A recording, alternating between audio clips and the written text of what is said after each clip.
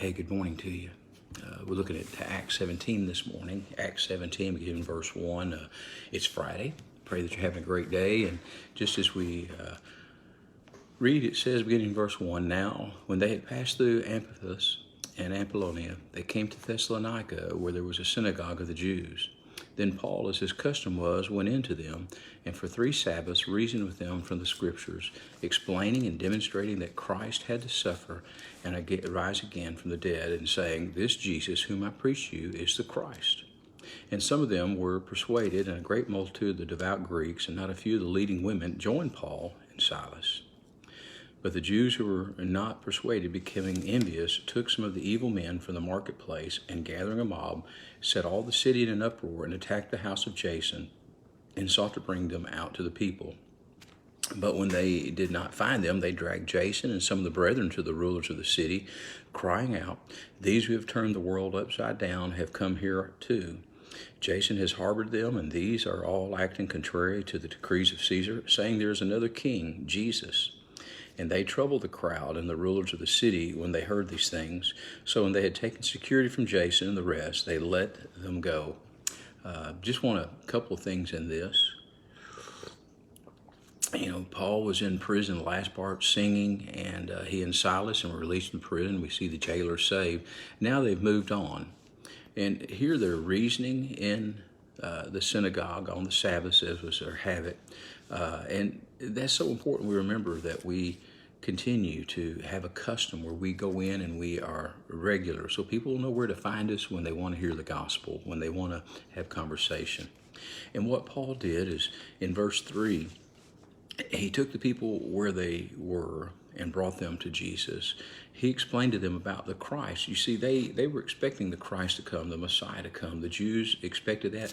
The non-believing Jews today still are waiting for the Messiah. We just need to take people from where they are and what they know and what they desire and bring them to Jesus.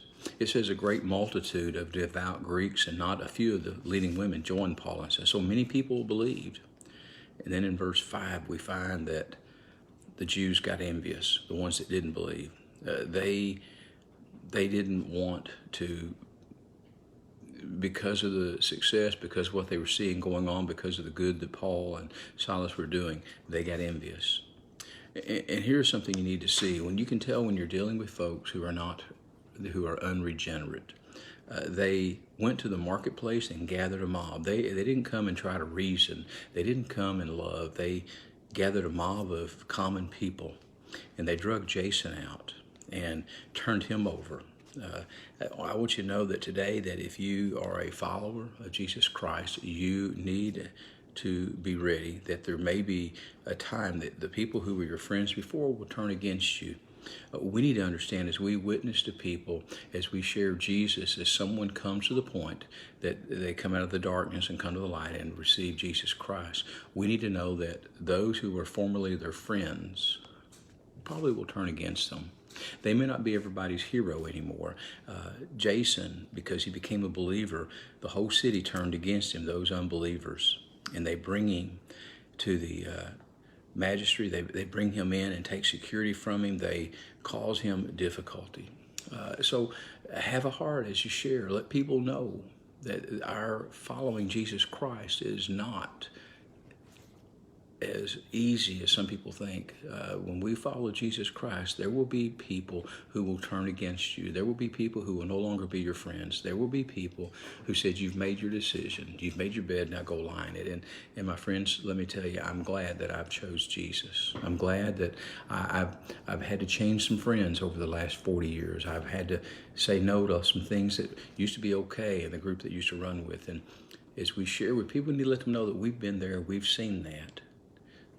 But aren't you thankful that you chose Jesus? And aren't you thankful that he saved you? So this day, continue to be a witness. Continue to take people from where they are and bring them to the cross. Continue to live your life victoriously, because one day our Savior is going to come again for us. Pray you have a blessed Friday. Know that you're loved, and know as always that at Westview we're here for you. You have a great day, and God bless.